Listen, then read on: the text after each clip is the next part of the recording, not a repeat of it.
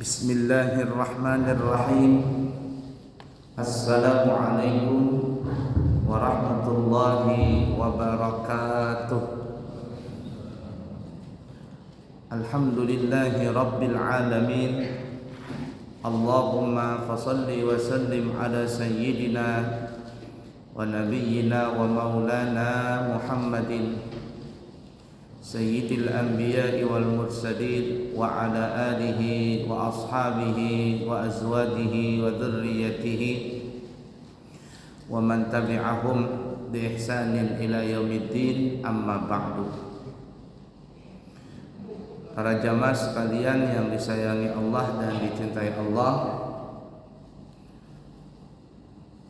kami sebagai pengasuh Pondok Pesantren dan keluarga besar Pondok Pesantren Kesetaraan Al-Islami Nurul Anwar Amburawang Darat, insyaallah besok akan mengadakan acara syukuran kelulusan wisuda anak-anak santri kami tingkat ula, usta dan ulya, atau tingkat SD, SMP dan SMA. Oleh karena itu kami sebagai pengasuh dan keluarga besar mengundang kepada para jamaah sekalian, baik bapak, ibu dan semuanya, agar bisa menghadiri acara di pesantren kami. Acaranya besok hari Ahad tanggal 2 Juni 2024, dimulai jam 8 pagi. Jam 9 gak apa-apa lah nyampe di sana. Kalau saya setiap minggu sekali ke sini, jaraknya 40 kilo kurang lebih, bolak-balik sampai berarti 80 kilo. Kira-kira kalau beli bensin berapa liter itu? Ya. Nah, seminggu sekali ke sini. Lalu bapak-bapak, ibu-ibu gak pernah ke pesantren saya. Waduh, itu kata Bang Haji Roma Irama, sungguh terlalu. Nah, jadi saya mengundang semuanya ya. Nah, jadi timbal-timbal kira-kira dihitung tuh. Ini Pak Kiai ini kalau setiap minggu berapa kali? Nah, sampean seumur hidup gak pernah ke pesantren saya, wah itu sungguh terlalu. Nah, kemudian juga besok acara spesial di pesantren kami. Oleh karena itu, seperti yang Bapak Ibu ketahui, kami membawa jamaah umrah.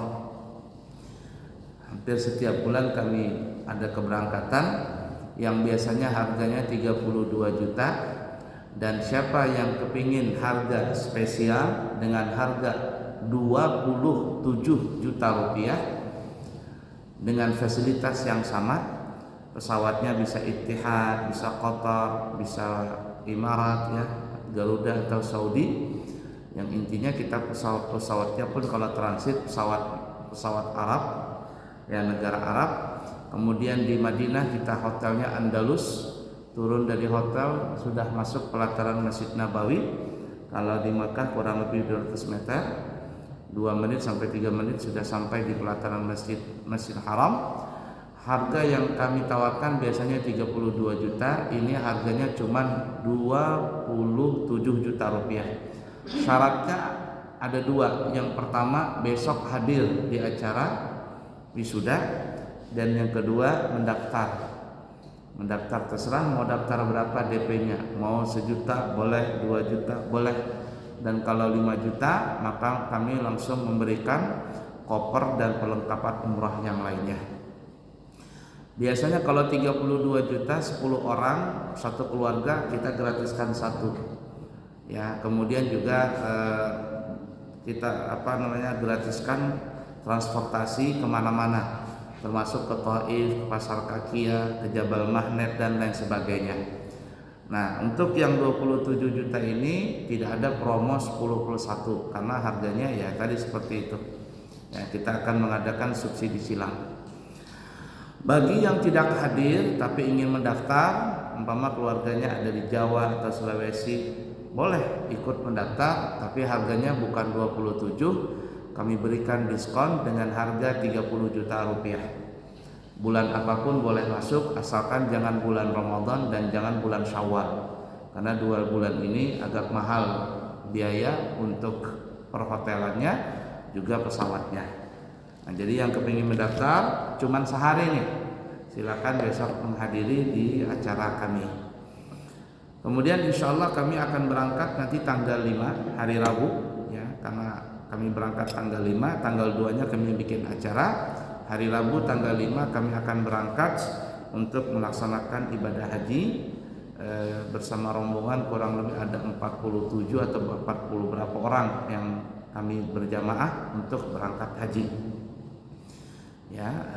Dan kembali insya Allah di tanggal 30 Juni itu sudah ada di Jakarta. Mungkin saya akan bertahan sehari 2 hari di Jakarta, kembali di Balikpapan ini tanggal 2 atau 3 Juli ya. Selama kami tidak ada, silakan nanti para jamaah bisa mengatur jadwal di hari Sabtu dengan ustadz yang lain. Nah, seperti itu ya. Baik, kita lanjutkan pelajaran kita. Di tempat ini kita pernah membahas bahwa ibadah yang kita lakukan itu kaitan kepada kita itu ada terbagi menjadi 4 bahagian. Kita ulang pelajaran ini supaya kita betul-betul paham. Ibadah yang kita lakukan yang berkaitan dengan kita itu ada 4 bahagian. Karena tugas kita ini kan hidup di dunia ibadah, tidak ada yang lain.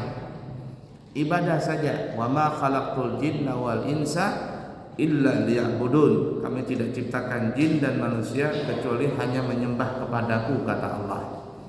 Ibadah itu ada ibadah mahdhah dan ada ibadah ghair mahdhah. Ibadah mahdhah, ibadah yang betul-betul murni.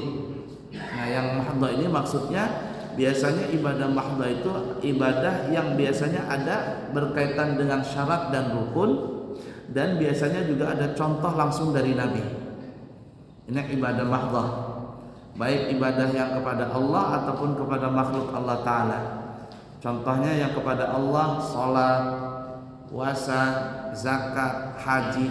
Ini ibadah mahdhah karena ibadah-ibadah tersebut ada syarat dan rukunnya, dan juga ada dicontohkan langsung oleh Nabi kita Muhammad sallallahu alaihi wasallam. Kemudian begitu juga ibadah yang berkaitan kepada makhluk Allah Ta'ala, seperti dalam pernikahan ya, pernikahan, jual beli dan sebagainya. Ini masuk ibadah mahdhah, ibadah yang murni. Kenapa? Karena di situ ada syarat dan rukun. Syarat dan rukun ada rukun dan syarat dalam pernikahan, ada rukun dan syarat dalam jual beli dan sebagainya dan sebagainya. Ibadah-ibadah yang seperti ini, ibadah mahdhah, apabila kita melakukan dengan sesuai rukun dan syarat, maka ibadah itu sah. Tapi kalau seandainya tidak sesuai rukun dan syarat, keluar dari apa yang telah diajarkan Nabi, maka ibadah itu tidak sah. Kalau tidak sah berarti ya tidak sah, tidak diterima ibadahnya. Nah, kemudian ada ibadah ghair mahdhah, ibadah yang tidak murni, artinya tidak langsung, tidak ada contoh dari Nabi langsung, dan juga tidak ada syarat dan rukunnya. Tidak ada rukunnya. Nah, ini termasuk ibadah juga, menghasilkan pahala. Nah, contohnya banyak sekali itu. Ya, banyak sekali contohnya. Kita tersenyum itu ibadah. Ya, ya senyum itu ibadah. Apakah ada contoh bagaimana cara senyumnya Nabi? Nabi bilang tersenyum saja. Ya, apalagi gotong royong, ya, kemudian membantu orang. Ini Nabi pernah melakukannya, tapi tidak ada rukun dan syarat ketentuan dalam masalah itu. Selama kita melakukan itu kebaikan-kebaikan tadi, maka ini jadi pahala. Nah, ibadah yang ghair mahdhah ini sangat banyak sekali, sangat banyak lagi dalam hidup dan kehidupan kita. Selama itu baik, maka jadilah ibadah. Baik dari segi ucapan, baik dari segi tingkah laku, dan lain sebagainya.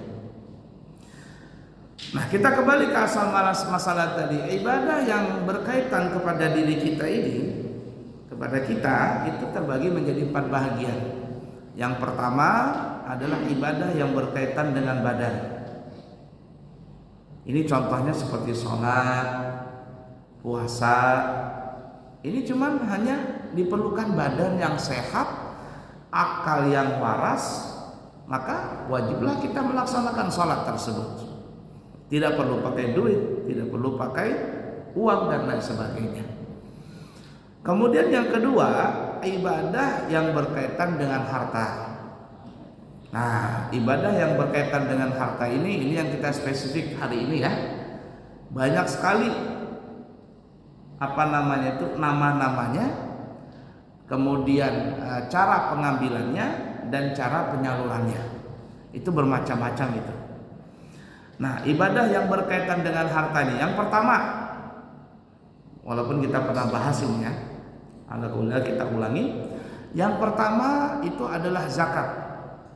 Ini zakat ibadah yang berkaitan dengan harta, tidak berkaitan dengan badan. Walaupun orangnya sakit-sakitan, walaupun orangnya na'udzubillahi min dzalik, nasallallahu salamah wal afiyah, lumpuh, tidak berdaya dan sebagainya, tapi hartanya banyak sekali, maka orang yang seperti ini wajib mengeluarkan zakat hartanya. Nah, kemudian zakat dalam ilmu fikih itu terbagi menjadi 2 bahagian. Yang pertama disebut namanya zakatul mal, zakat harta. Cuman orang zaman sekarang lebih mudah mengeluarkan zakat mal daripada zakat mal. Kalau pergi ke mall tuh ibu-ibu masya Allah 1 juta 2 juta itu biasa itu. Tapi kalau mengeluarkan zakat harta 1 juta aja rasanya berat sekali. Nah, zakat mal nggak berat, zakat mal berat. Nah, kemudian yang kedua disebut namanya zakatul badan, atau istilah kita namanya zakat fitrah. Nah, zakat fitrah ini selama orang itu beragama Islam kemudian menemui akhir Ramadan dan malam hari raya, akhir Ramadan dan malam hari raya hidup dia ya, dan dia mempunyai kelebihan untuk membeli beras di malam hari itu tanpa mengganggu nafkah dirinya dan nafkah keluarganya, maka wajib dia mengeluarkan zakat fitrah setiap tahun. Dan rasa-rasanya kita di Balikpapan nggak ada orang yang tidak mampu berzakat fitrah. Nah, zakat fitrah ini saya rasa untuk semua kaum muslimin wajib mengeluarkannya, karena miskin-miskinnya kita di Balikpapan ini masih ada kelebihan harta kita. Ya. Nah, kembali ke zakat mal tadi, zakat harta tadi. Kalau zakat harta ini tidak semuanya orang bisa memilikinya. Nah, kemudian para ulama kita, terutama di kalangan mazhab Imam Syafi'i, zakat harta itu terbagi menjadi 6 bahagian. Artinya harta yang wajib kita zakati ini, yang disebut zakat mal, zakat harta ada 6. Ada 6. Yang pertama namanya zakatun naqdain, zakat emas dan perak. Apabila kita mempunyai emas simpanan yang seberat 83 gram, kalau perak kurang lebih 200 gram, maka wajib dikeluarkan zakat emas tersebut 2,5%-nya. Wajib nih ya, zakat emas. Zaman dulu orang bertransaksi itu dengan menggunakan uang dinar dan uang dirham. Uang dinar itu berupa emas dan uang dirham berupa perak. Nah, jadi mereka langsung saja berzakat dengan model emas tadi. Sekarang kita bertransaksi di seluruh dunia tidak lagi menggunakan uang emas dinar, uang perak dirham, enggak. Tapi kita menggunakan uang kertas, uang benggol, bahkan sekarang banyak transaksi uang elektronik, apa istilahnya itu ya. Nah, saya sekarang kalau kemana-mana hampir jarang mengeluarkan uang ini, uang uang kertas itu. Kalau bepergian ya sudah main gesek aja. Atau yang sekarang apa itu yang main tempel tuh.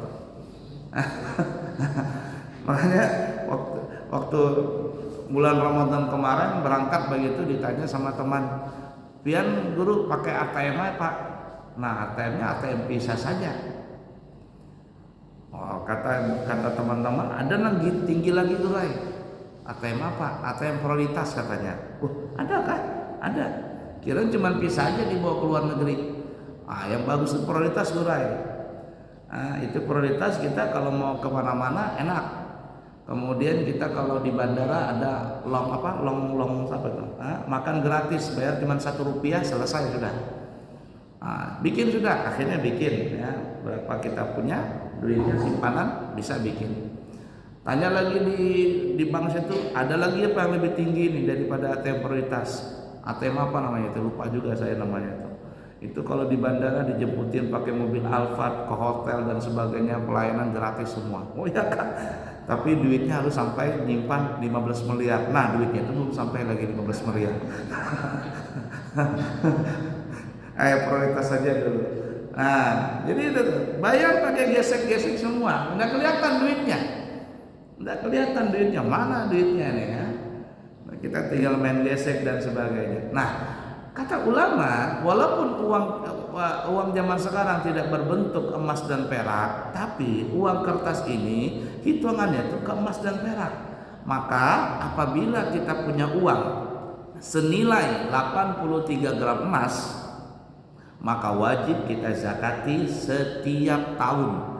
Baik uang itu tersimpan atau diputar. Apabila di akhir tahun ini maksudnya kita mulai dagang kapan, mulai nyimpan uang itu kapan. Umpama bulan Januari kita nyimpannya, ya sudah Januari itu nanti tahun depan kita mulai berzakat lagi. Kalau emas itu segramnya 1 juta umpama, berarti 1 juta kali 83, berarti 83 juta lah. Sama Allah Ta'ala jangan terlalu pelit, anggaplah 80 juta. Nah kalau tersimpan 80 juta, maka wajib dizakati setiap tahunnya 2,5%. Berapa 2,5%? 1 juta 2,5%-nya adalah 25.000. Jadi kalau 25.000 kali 80 berapa itu? Hitung aja sudah situ. 600 kah 700? Ya? Nah hitung, 80, 25.000 kali 80 berapa itu? 2 juta. Nah, 80 keluarkan 2 jutanya zakatnya setiap tahun, dikit aja. Tapi kalau orang punya duitnya 80 miliar, nah baru bingung sudah. Berapa itu 80 miliar kira-kira? 200 juta atau berapa tuh? Bingung sudah kepalanya itu. Ala kulli hal seperti itu wajib zakatnya. Nih. Yang kedua namanya zakatul na'am. Zakat binatang ternak. Ini ada 3 yang wajib dizakatin: sapi, onta, kambing, wa ala alihi wa sahbihi ajma'in, keluarga-keluarganya ini. Kuda nggak wajib zakat, apalagi kijang nggak wajib zakat, kecuali kijang Innova. Kalau jual beli kijang Innova, nah ini bayar nih zakatnya. Apalagi ternak ayam nggak ada zakatnya, ternak bebek nggak ada zakatnya. Tiga jenis ini aja: sapi, onta, kambing. Ada hitungannya berapa nisabnya. Apabila orang mempunyai sapi sekian banyak, zakatnya sekian. Mempunyai kambing sekian, wajib zakatnya kambing. Dan wajib zakatnya berupa binatang. Kalau melihara sapi, yang dikeluarkan adalah sapi. Jangan wajib memelihara sapi zakatnya pakai uang, jangan. Harus dikeluarkan dengan bentuk sapi. Nah, kedua. Kemudian yang ketiga namanya zakatul tijarah, zakat perdagangan. Apa saja yang kita dagangkan? Tentu yang halal ya. Jangan dagang narkoba. Ya, dizakatin sopan nyuci duit katanya. Dengan apa zakat apa? Jualan apa? Narkoba. Jangan. Itu enggak ada zakatnya, yang ada di penjara aja itu. Nah, zakat tijarah perdagangan apapun yang kita dagangkan. Orang zaman sekarang ya termasuk zakat profesi, karena yang didagangkan itu adalah profesinya. Intinya kembali kepada emas tadi. Apabila terkumpul uang tadi 83 gram wajib zakat. 3. Kemudian yang keempat namanya zakatul zuru' wasthimar, zakat tumbuh-tumbuhan. Ya, zakat tanaman dan tumbuh-tumbuhan. Kalau yang tanaman itu, pertanian itu adalah makanan pokok seperti gandum, kemudian beras, jagung, sagu, ini makanan pokok nih. Itu wajib dizakati. Nisabnya ada, kemudian cara zakatnya ada, dan seterusnya ada. Apa yang dia tanam, yang dikeluarkan juga seperti itu. Dia nanam padi, maka yang dia zakatin adalah padi atau beras. Tidak bisa diganti dengan uang.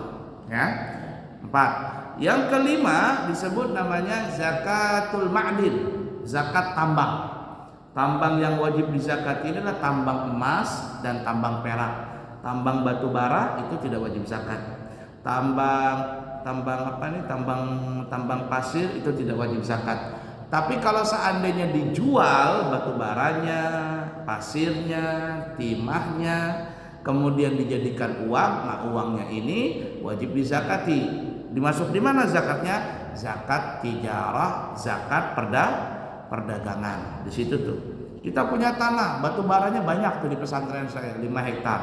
Batu baranya banyak banget. Tapi saya nggak jual-jual, ya ngapain dizakatin? Kecuali saya keruk itu kemudian dijual, nah itu wajib zakat. Itu bukan bangun pesantren namanya, bisnis batu bara lagi nanti jadinya. Ya. Nah, jadi seperti itu tuh. Nah, kemudian yang ke-6 yang wajib dizakati itu adalah zakat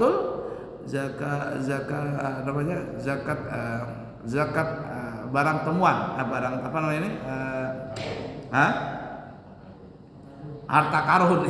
karun ya. Rikas barang temuan harta karun bahasa kita ini. Padahal harta karun itu nggak ada. Ya, korun itu ya hartanya masuk sampai ke dalam bumi sampai hari kiamat. Nggak ada yang menemukan. Nah, zakat barang temuan ini berupa emas perak itu syaratnya adalah kalau umpama kita beli tanah, kemudian kita cangkul, cangkul kita melatok nih mengenai sesuatu benda, sekalinya emas, piring emas beratnya 20 kilo. Ya, maka wajib dizakatin tuh. Tapi emas ini kita lihat dulu, ini peninggalan zaman dulu sebelum Islam masuk ke negara kita ini atau sesudah masuk ke negara kita. Kalau ini peninggalan Belanda, peninggalan Jepang, peninggalan kerajaan zaman dulu sebelum Islam masuk ke negara kita ini, ambil itu. Jangan bilang sama pemerintah, diambilnya sama pemerintah. Diam-diam aja jual hak kita itu boleh, tapi wajib dizakati 2,5%-nya langsung, bukan 2,5%, 20%-nya. Ya, bukan 2,5%, berarti berapa tuh? 1/5-nya, 20% langsung dizakati waktu itu juga. Nah, ya, jadi kalau dapat emas ngelatuk 20 kilo umpama, langsung zakatnya 20%, langsung juga berangkat haji, langsung juga berangkat umrah. Jangan disimpan ke sana kemari, ya. Nah, itu. Nah, zakat ini disebut namanya zakatul mal. Lalu bagaimana pembagiannya? Sebenarnya orang berzakat itulah dia yang langsung membagikan. Jadi kalau kita punya harta nih, kita boleh 2 cara itu membagikan harta tadi. Boleh kita membagikan secara langsung, boleh kita juga memberikan zakat mal tadi, maksudnya diserahkan dan diberikan nanti lewat resmi yang sekarang ini disebut namanya Badan Amil Zakat. Nah, Badan Amil Zakat ini diketuai dari pusat ya sampai ke kota. Nah, dari kota ini nanti diberikan kewenangan kepada masjid-masjid. Nah, semua orang yang menjadi amil zakat yang resmi itu boleh terima zakat. Tapi kalau tidak resmi, istilahnya tidak terdaftar, ini tidak wajib terima zakat. Mereka itu disebut relawan saja. Kalau relawan tidak wajib zakat, tidak wajib menerima zakat. Nah, zakat harta ini cara pembagiannya, perhatikan ya, 8 golongan. 8 golongan. Fuqara, masakin, amilin, muallafati qulubuhum, riqab, sabilillah dan ibnu sabil. Ya, 7 golongan ya. 8 golongan ya. Lil fuqara wal masakin wal amilin wal muallafati qulubuhum, riqab wal gharimin. Gharimin orang punya hutang, ibnu sabil dan sabilillah, 8 orang. 8 orang ini untuk zaman sekarang satu yang enggak ada, yaitu riqab, hamba sahaya. Hamba sahaya ini enggak ada lagi, yang ada cuma 7 orang saja. Fakir, miskin, kemudian orang yang punya hutang enggak bisa bayar lagi, kemudian sabilillah, para pejuang-pejuang Allah, kemudian ibnu sabil, orang musafir kehabisan ongkos untuk pulang, kemudian apalagi mu'allaf, orang-orang yang baru masuk Islam yang hatinya masih belum kuat ya, kemudian amil zakat 7 orang ini ya, 7 orang ini. Apa yang orang punya harta maka diberikan berupa zakat yang seperti itu tadi juga yang kita bilang tadi. Orang bertanam padi, maka yang dikeluarkan zakatnya berupa padi atau berupa beras, tidak boleh ditukar dengan uang. Jadi seperti itu.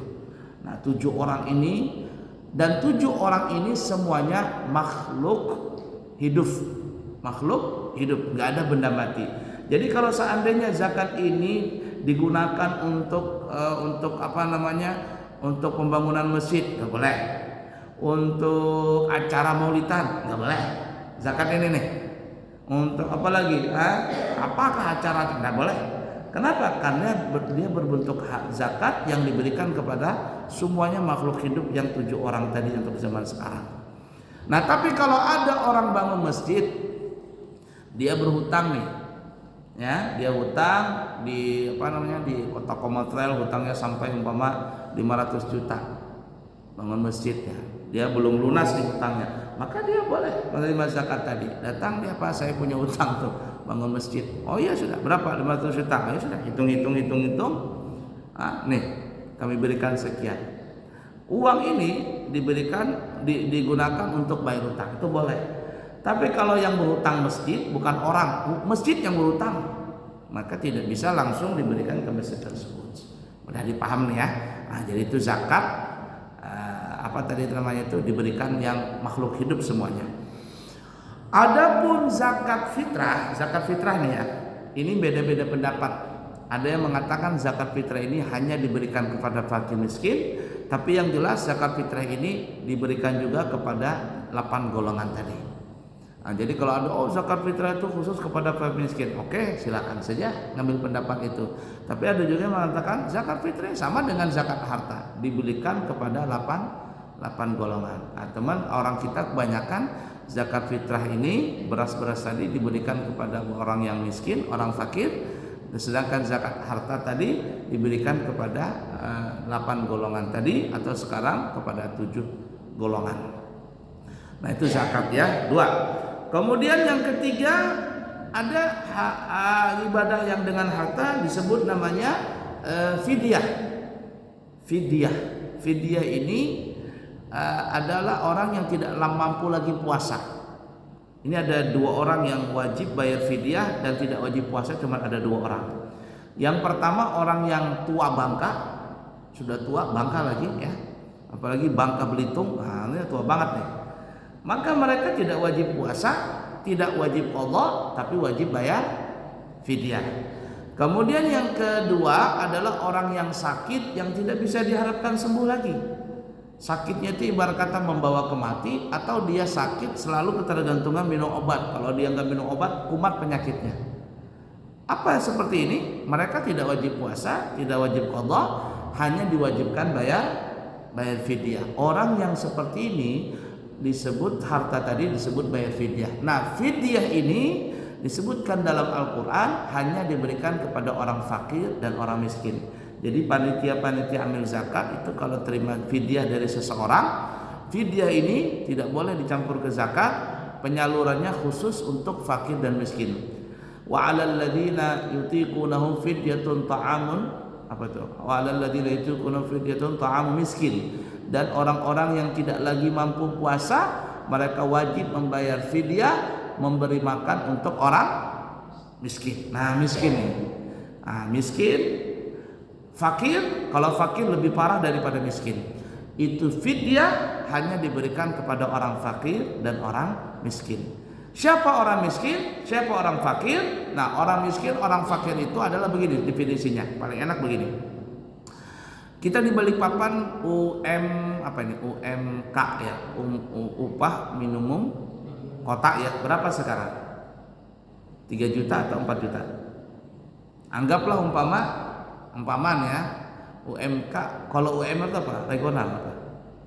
Ya, pokoknya di kota orang hidup di Balikpapan ini kalau sendiri umpama 3 juta. Kira-kira kalau orang hidup membujang dengan harga 3 juta, gaji 3 juta cukup nggak? Oh cukup. Cukup sekali. Nah, minimal orang punya uang 3 juta di Balikpapan hidup sendiri bisa. Tapi dia punya gaji hanya 1,5 juta, alias separuh daripada 3 juta. Maka orang ini disebut orang miskin. Dia nggak ada punya kerjaan lain kecuali itu, menghasilkan dalam sebulan cuma 1,5 juta. Maka orang ini orang miskin. Fidyah boleh diberikan kepada dia. Nah, apabila ada orang mendapatkan uang, gaji atau penghasilan di bawah separuh dari UMK tadi, dia umpama cuma 1 juta, 1,2 juta, 1,3, 1,4, maka ini masuk namanya orang fakir. Artinya orang fakir lebih parah daripada orang miskin. Oh, dia gajinya umpama 3 juta, tapi dia punya istri, punya anak. Kira-kira cukup nggak 3 juta punya istri, punya anak? Kayaknya berat itu. Maka masuk orang miskin juga. Masuk orang miskin. Jadi di Balikpapan ini ya ala kuliah masih banyak orang miskin karena dia punya anak, punya istri. Kalau gaji cuma 3 juta, punya anak, punya istri, tidak ada kerjaan yang lain. Cuman itu aja yang diharapkan, masuk kategori miskin. Nah, ala kuliah ini fidyah. 3 ya sudah, zakat. 2 ya, zakat, fidyah. Kemudian selanjutnya sedekah. Sedekah ini adalah kita memberikan sesuatu apapun bentuknya, berupa barang, berupa duit, berupa makanan dan sebagainya, yang kita berikan kepada seseorang yang level ekonominya di bawah kita. Yang orang miskin, orang-orang yang di jalan-jalan, ojol dan sebagainya itu, kita berikan sesuatu. Ya, Jumat berkah, ngasih makan, ngasih minum, ngasih duit.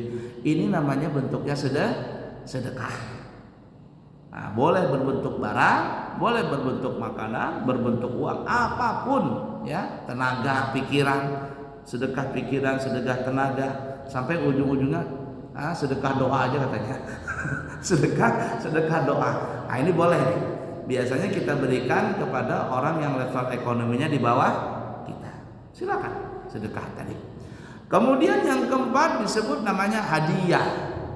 Hadiah ini kita memberikan sesuatu berbentuk makanan, barang, uang, apapun semuanya bentuknya boleh, tapi kita berikan kepada seseorang yang level ekonominya sama dengan kita atau di atas kita atau mungkin di bawah kita. Orang ini penghasilannya tapi dia orang terhormat, seperti dia ustadz, dia kiai, dia guru, tokoh masyarakat, sesepuh kampung dan sebagainya. Ketika kita memberikan sesuatu kepada orang-orang tersebut, maka kita berikan dengan kalimat hadiah. Kenapa hadiah? Karena kalau kita bilang hadiah, maka kita ini seakan-akan menghargai, menghormati orang tersebut. Kalau kita bilang sedekah, kalau dia paham, terhina dia. Makanya kalau saya pengajian atau jalan kemana atau setelah pengajian tiba-tiba ada orang salaman dengan saya, salam tempel ya, ada amplopnya sama isi-isinya, maksudnya guru sedekah lawan pian. Sebentar dulu, aku ini bukan juga terlalu kaya, kadang juga miskin. Janganlah kau bilang sedekah kepada aku. Hadiah gitu. Oh ya pian anu guru ulun bahadiah. Nah begitu tuh kalimatnya hadiah. Jangan sedekah. Kalau sedekah kita rasa hina banget nih. Ya hadiah begitu. Nah begitu juga nanti kurban ya. Kita pernah berapa kali bahas. Kurban itu kurban itu kalau kurban sunnah bukan kurban nadar ya, itu dibagi kepada 3 bahagian. Sepertiga pertama dia makan untuk dia dan keluarganya, sepertiga dia hadiahkan, dan sepertiga dia sedekahkan. Nah kalimatnya hadiah dan sedekah itu kita sebutkan tadi. Jadi kalau ada umpama ada ini panitia bilang, oh anak muda nih, anak muda sini. Iya pak, ini kamu panitia kan? Iya pak, saya panitia kurban. Nah ini bawa nih kompe nih, beratnya 1 kilo daging. Kasihkan rumah yang di sana itu. Bilang dari panitia kurban, ini sedekah. Yang mana Pak Haji? Itu loh, yang pagarnya gede itu loh. Oh iya, sedekah Pak Haji ya? Iya sedekah. Datanglah anak muda ini. Tok, Assalamualaikum, Waalaikumsalam.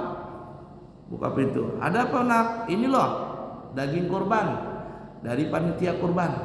Oh, Kata panitia kurban, ini sedekah. Bukan hadiah kah? Bukan, sedekah. Wah, saya nggak wajib disedekahin. Enggak apa-apa Pak, kata panitia ini sedekah. Kenapa sedekah bukan hadiah? Ya karena bapak kaya tapi nggak pernah berkurban. Kaya tapi nggak pernah berkurban, jadi dianggap orang miskin aja deh. Ada nggak pernah berkurban, nggak pernah apa, mobil ada, rumah besar, tapi nggak pernah berkurban, orang miskin, kasihkan ya. Ya, itu perbedaannya, hadiah.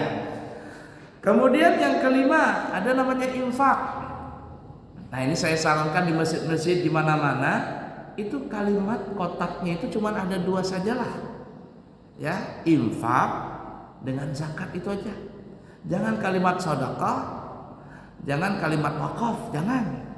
Kalau wakaf nanti kita bahas ya selanjutnya. Jadi infak saja. Infak ini itu sudah panitia atau pengurus masjid kesepakatan. Infak ini mau dibikin apa? Mau untuk panitia perayaan hari besar silakan. Untuk konsumsi silakan. Untuk bayar listrik, bayar air, gaji guru, gaji kaum, honor ustadz, sebagainya boleh semuanya. Bahkan di masjid yang di Yogyakarta Jogorian atau apa namanya itu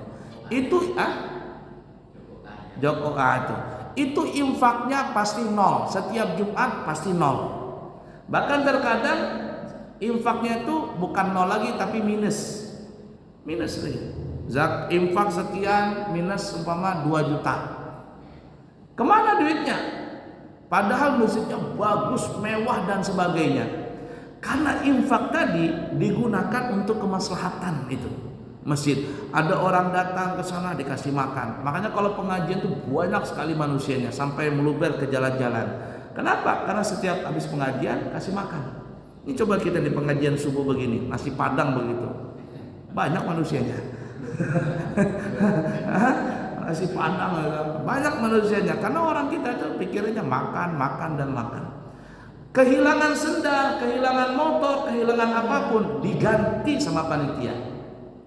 Datang bawa motor, hilang motornya, oh iya Pak, tahun berapa sekian ganti atau uangnya. Saya pikir kalau orang kehilangan istri gimana ya? Diganti apa enggak? Itu jadi Joko itu di Yogyakarta. Itu infak tadi. Nah kita sebagian di masjid di daerah kita ini bermegah-megahan dengan banyaknya infak. Infak di masjid 500 juta rupiah. Atapnya bocor, WC-nya buntu, jorok, sejadahnya nggak pernah diganti-ganti, uangnya disimpan doang. Kemudian khotibnya dikasih sekian, murah sekali. Kaumnya sekian, imamnya sekian. Itu yang bahasa kitanya itu pelit sekali tuh panitia tadi. Makanya ada masjid tuh, ada orang lapor, dia bilang, guru di masjid kami ini khotibnya sering nggak datang. Saya nggak nyalakan khotibnya dulu, saya langsung tanya berapa ngasih khotib? 2,5 katanya. Oh pantasan kata saya. Banyak yang nggak mau datang ustadznya. Orang mana ada segitu lagi? Berapa uang infak? Sekian. Uang infak itu untuk kemaslahatan umat. Hargai ustadz-ustadznya, hargai kiainya, hargai kaumnya dan sebagainya. Jadikan dia aman. Itu infak tadi umum. Ini yang infak tadi silakan digunakan kemana saja, kemaslahatan di masjid itu dan sekitarnya.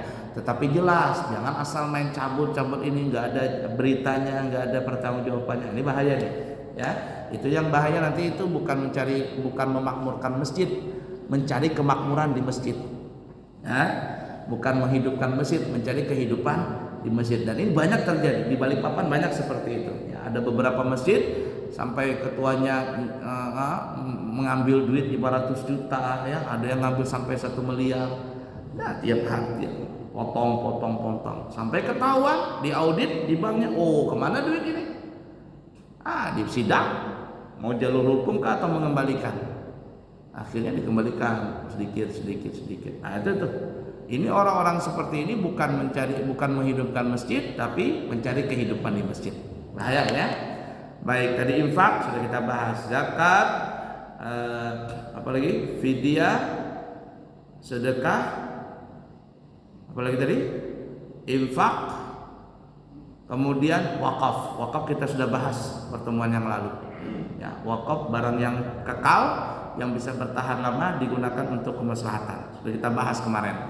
Kemudian ada lagi namanya nafkah. Nafkah sebenarnya infak dan nafkah mirip-mirip kalimatnya. Biasanya nafkah ini adalah kewajiban seseorang wali kepada keluarga yang dia tanggung.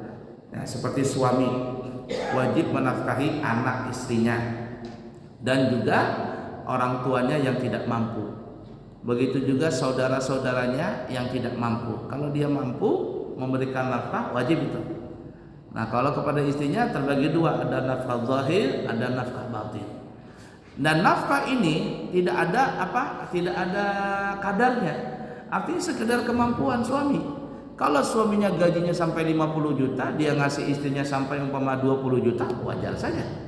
Kalau gajinya ke suami itu 3 juta, dia ngasih istrinya cuma 500 ribu bisa dan sebagainya, ya bagaimana lagi seperti itu. Nah, ini namanya nafkah wajib. Seorang wali memberikan kepada keluarga yang dia wajib nafkahi tadi. Nah, itu ya. Kemudian selanjutnya ada kalimat apa lagi? Ada kalimat namanya dam. Ini juga berkaitan dengan harta. Dam ini itu biasalah di haji atau di umrah. Ini kayak orang Indonesia namanya haji tamattu', maka wajib membayar dam, motong kambing. Melanggar pakai baju, orang Beram dia pakai baju dengan sengaja, bayar dam itu. Itu dam tadi. Jadi kalimatnya bermacam-macam, penyalurannya juga berbeda-beda. Jangan dipukul rata. Zakat, ya ini zakat, tapi dibikin untuk acara, pakai duit zakat, nggak boleh. Zakat berupa harta, tapi dibelikan pakaian dan sebagainya, kemudian diberikan kepada, jangan diputar-putar.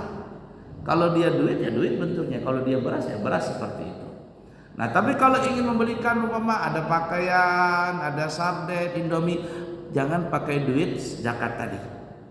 Maka digunakan boleh dengan duit infak tadi. Ini panitia kita pakai duit infak, setuju nggak? Setuju. Itu kemaslahatan umat, kemaslahatan masjid dan kemaslahatan umat, boleh dipakai tadi. Jadi inilah bermacam-macam kalimat tadi ya. Ada zakat, ada fidyah, ada sedekah, ada wakaf, ada infak, ada nafkah, ada dam. Apalagi kira-kira kalimatnya nih? Itu yang sering terpakai di daerah kita ini. Jadi harus paham-paham bagaimana cara menyalurkannya. Baik, kita tambahkan sedikit. Nah, jadi yang kedua kita kembali itu adalah ibadah yang berkaitan dengan harta. Lalu yang ketiga, ibadah yang berkaitan dengan hati. Sabar, tawakal, ya, pemaaf dan sebagainya, itu ibadah yang berkaitan dengan hati. Ikhlas, semua ibadah yang berkaitan dengan hati. Kemudian yang terakhir, yang keempat adalah ibadah yang berkaitan dengan badan, dengan harta, dengan hati. Apa itu? Yang berkaitan dengan tiga-tiganya. Ini banyak contohnya. Salah satunya adalah menuntut ilmu, belajar. Orang belajar itu pakai badan, pakai harta, pakai hati. Ada orang belajar dengan badan, tapi harta nggak nggak jalan. Ada orang punya harta, tapi nggak punya badan, nggak punya kemampuan untuk belajar, nggak bisa. Ada orang belajar, punya harta, punya badan, tapi hatinya malas belajar, nggak jadi. Jadi tiga-tiganya ini, harta, badan, dan hati, bagi para pelajar, terutama santri-santri, harus kuat dalam belajar seperti ini. Kalau tidak tiga-tiganya, gagal dia menjadi belajar, jadi santri gagal. Kemudian apa lagi? Ibadah haji dan umrah yang banyak sekarang orang berangkat, itu pakai badan, pakai harta, pakai hati. Orang berangkat haji pasti badannya ke sana, ongkosnya besar, apalagi haji furoda, haji ini dan sebagainya, mahal ongkosnya. Kemudian lagi pakai hati, kalau nggak sabar-sabar bisa berkelahi di sana. Makanya kalau ada orang berangkat umrah atau berangkat haji suami istri nih ya, itu antara dua, entah dia sering kelahi dengan istrinya atau bahagia dengan istrinya. Saya sering bawa jamaah yang suami istri. Sampai di sana suami istri itu nggak mau bersatu. kelahi aja kerjanya. Banyak sekali. Banyak masalah sepeda aja, gara-gara tidak sama jamnya kah, atau janjian di tempat ini nggak datang ribut. Ini nih.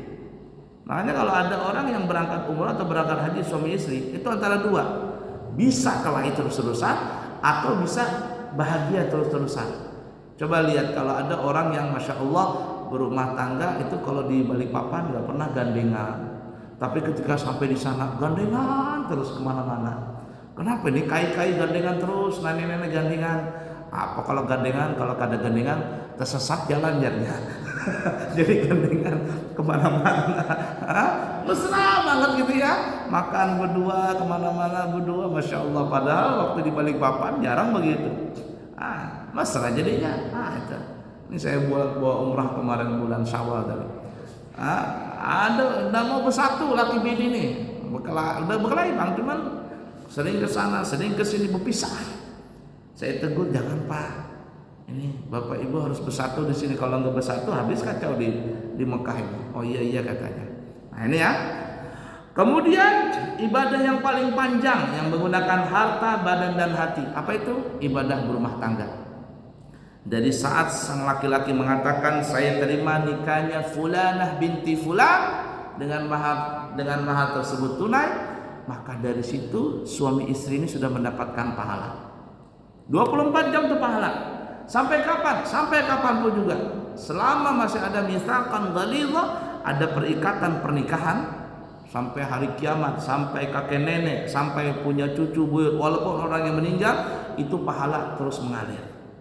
Nah, ini ibadah yang paling panjang yang menggunakan harta, badan dan hati. Mudah dipaham kira-kira ya.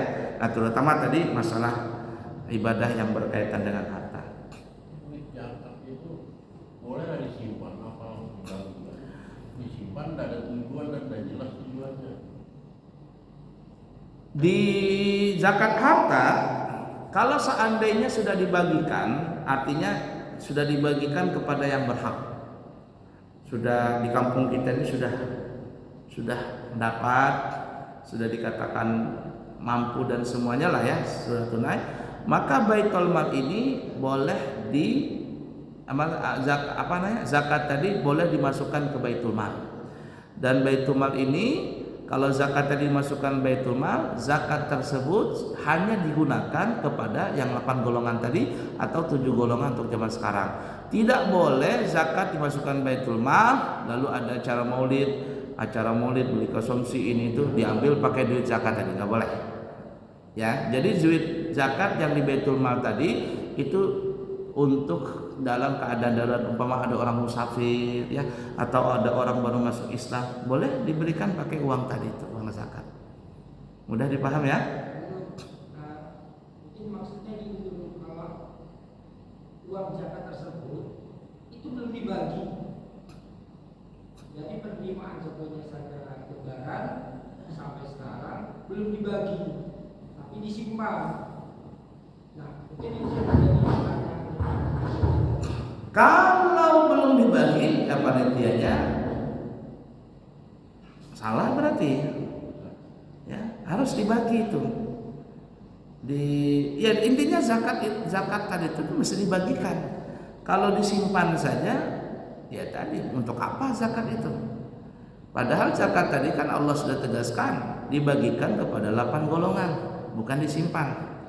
Nah, kecuali kalau seandainya sudah terpenuhi, sudah ini dapat dan sebagainya, diberikan jadi Baitul Mal. Kayak kita di Badan Amil Zakat di Balikpapan itu ada penyimpanan Baitul Malnya, berapa miliar disimpan.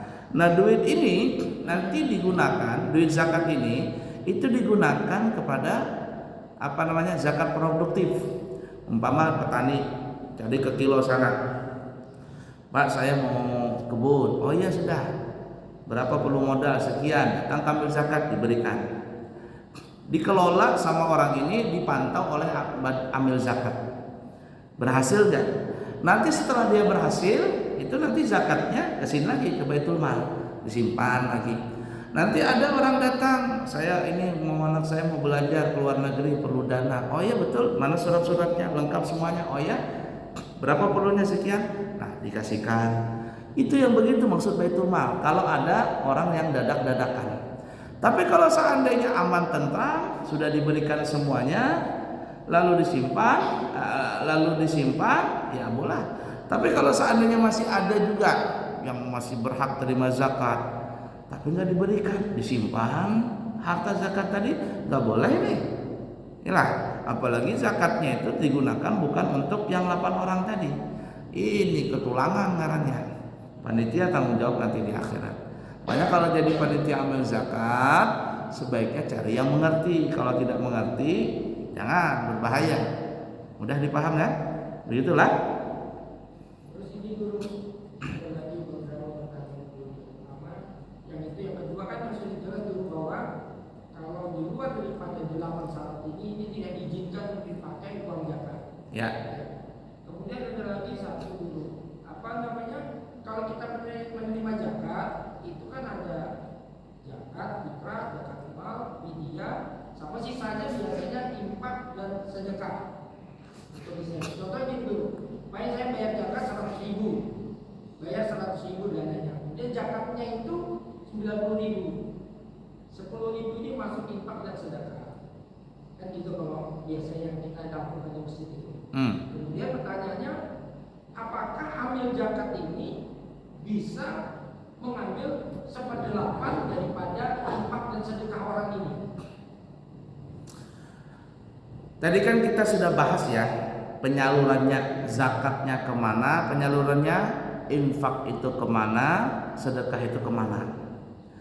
Nah, kalau sedekah tadi itu diberikan kepada seseorang yang level ekonominya di bawah kita atau di bawah standar masyarakat, itu sedekah. Nah, kalau infak itu umum untuk kemaslahatan umat, sebagai panitia di masjid atau yayasan atau apa, kemanapun boleh itu, asal kemaslahatan umum dan tidak mencari keuntungan di situ. Nah, jadi ini pengalaman ya, beberapa masjid mereka pernah bertanya, guru kami sudah terkumpul zakat 10 juta, puluhan juta kami sudah bagikan, tapi panitia ini sudah dapat tapi apa namanya, kita mau berikan bisyarah lagi karena dia capek ini, apakah boleh dari zakat? Kalau zakat tadi sekedar memang jatah mereka, tapi kalau ingin memberikan bisyarah biasanya ada sarung, ada baju, ini jangan diambil dari zakat. Ngambilnya dari mana? Dari infak saja. Sedekah, kecuali panitianya itu ambil zakatnya dia orang miskin, maka berikanlah sedekah tadi. Tapi kalau dia memang mampu dan sebagainya, jangan diambil sedekah, ambilnya dari infak. Dan infak ini sekali lagi itu harus bermusyawarah. Ya, bermusyawarah nggak perlu semuanya. Yang anunya, yang pentolan-pentolannya aja. Gimana Pak? Nih ya, ibarat kata bendahara, ada ketua, ada penasehat, ada Pak gimana ini? Kita berikan bisyarah ini tambahan dari uang infak ini. Cocok, ya. Berapa nilainya? Berapa penyaluran orang yang dapat? Kira-kira berapa dananya yang diperlukan? Infaknya ada berapa? Sepakati, silakan. Nah, jadi begitu tuh. Intinya kita sudah sebutkan tadi, zakat kemana penyalurannya, zakat infak kemana penyalurannya, wakaf kemana penyalurannya, fidyah kemana penyalurannya. Kayaknya cukup jelas tadi seperti itu. Iya Pak Ji. Perbaikan ke depannya itu nanti.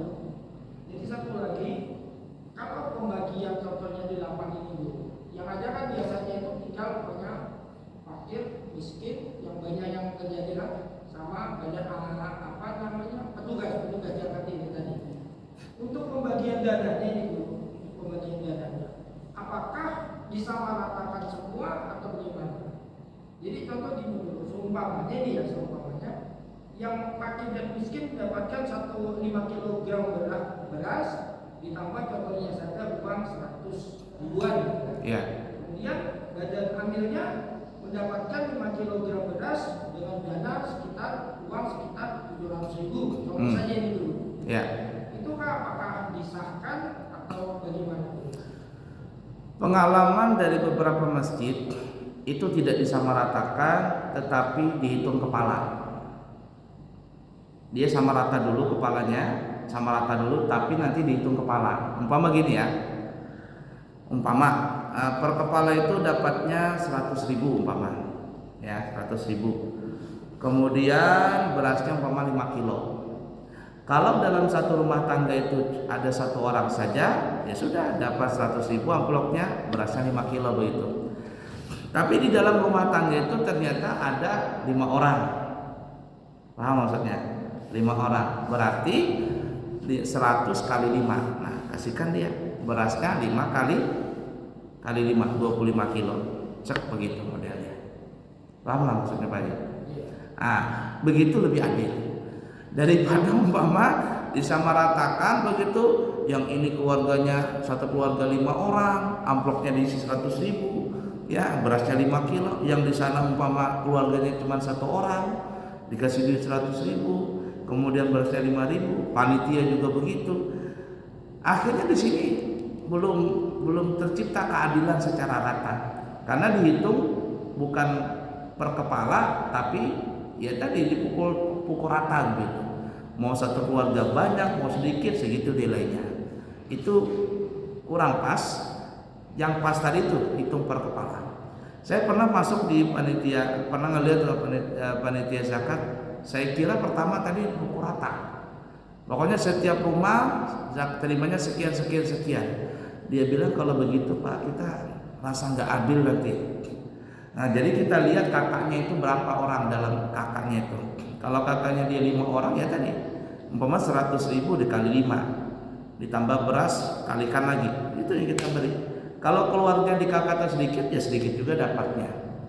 Nah, cuma permasalahannya yang sering terjadi nih ya, panitia itu lebih banyak daripada yang zakat itu. Itu yang parahnya itu. Oh dia capek nih, kita kasihkan lebih. Jangan duit zakat tadi. Nah kalau mau lebih tadi yang kita sarankan, zakat tadi kan sudah sesuai tuh per kepala. Jadi kalau ingin memberikan panitia lebih, ya abadan amil zakat itu jangan ngambil zakat. Ngambilnya di mana tadi? Ngambil di mana tadi? Di infak tadi. Dan panitia ini ada satu masjid, saya tidak sebutkan masjidnya, itu berbeda juga misalnya tuh tambahannya tuh. Ada yang jaga harian. Dia harian dari tanggal 15 sampai akhir Ramadan. Nah, dijatah umpama 100.000 per hari. Kan banyak infak tuh masuk. Jadi dia dianggap gaji tadi 100.000. Jaga itu dia. Jaga. Jadi dia jaga berapa orang jaga, itu dapatnya. Ada yang bekerja cuma malam hari. Ini biasanya anak-anak muda nih ya. Nah, jadi ada yang bertugas harian, ada yang bertugas cuma di malam lebaran atau 2 hari sebelum lebaran. Ada yang begitu. Nah, ini tentu berbeda. Ada yang harian dapatnya berbeda, ada yang bertugas di malam hari raya. Nah, seperti yang kita katakan tadi, zakat itu sama ratakan sudah. Hitung per kepala. Tapi untuk yang ambil zakat yang banyak, yang kerjanya capek tadi, jangan diambil di zakat, tapi ngambilnya di infak. Aman itu, tidak ada lagi permasalahan. Kalau infaknya minim dapatnya. Infaknya minim ya minim juga dapatnya. Yang diambil zakat panitia kadang ya tadi banyak banget ambil itu. Sama panitia kurban itu, panitia paling banyak dapat. Yang parah sudah kada berkurban, ya. Kemudian sholat jarang, pengajian nggak ada. Tapi ketika pas hari raya paling Pak Iyanya jual orang Banjar. Sono, perintah. Bulik tiba-tiba bekaram bawa daging kurban itu. Ada yang begitu. Nah, ada satu masjid saya cerita ya, sering begitu. Jadi gimana cara mengakalinya ini?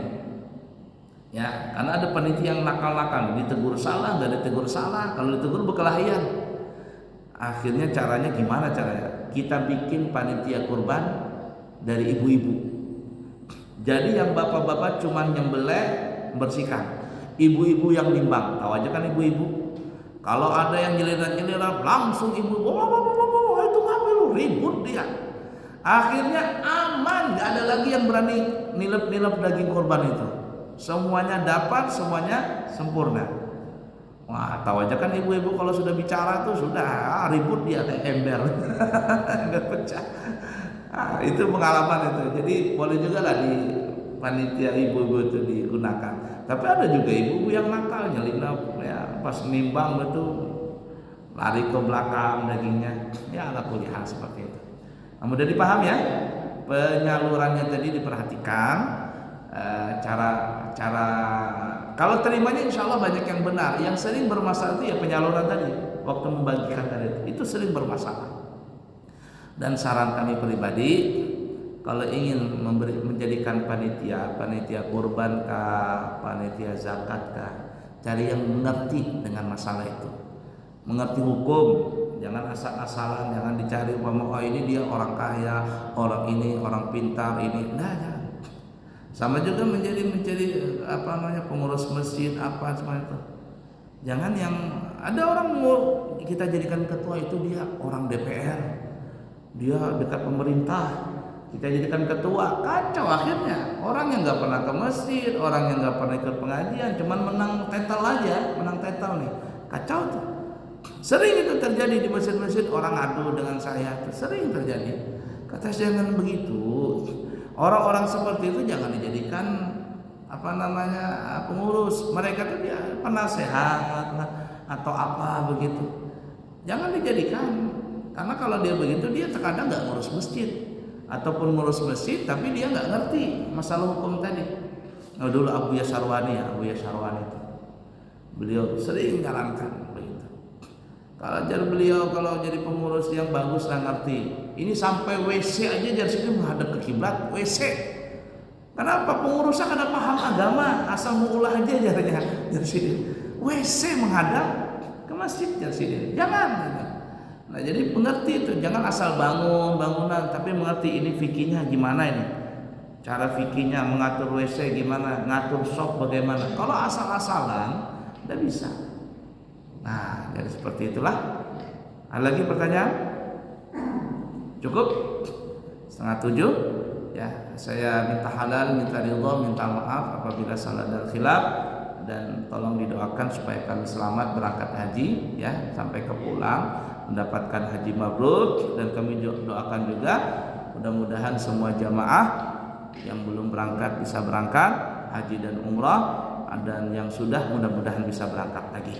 Dan jangan lupa besok hari Ahad kami harapkan hadir semuanya. Dan siapa yang ingin berumrah dengan harga 27 juta, besok jangan lupa hadir. Ada syaratnya 2, hadir dan bayar DP untuk mendaftar. Mungkin seperti itu. Mudah-mudahan bermanfaat semuanya. Subhanakallahumma wa bihamdika asyhadu an la ilaha illa anta astaghfiruka wa atubu ilaik. Wa akhiru kalam, wassalamu alaikum warahmatullahi wabarakatuh.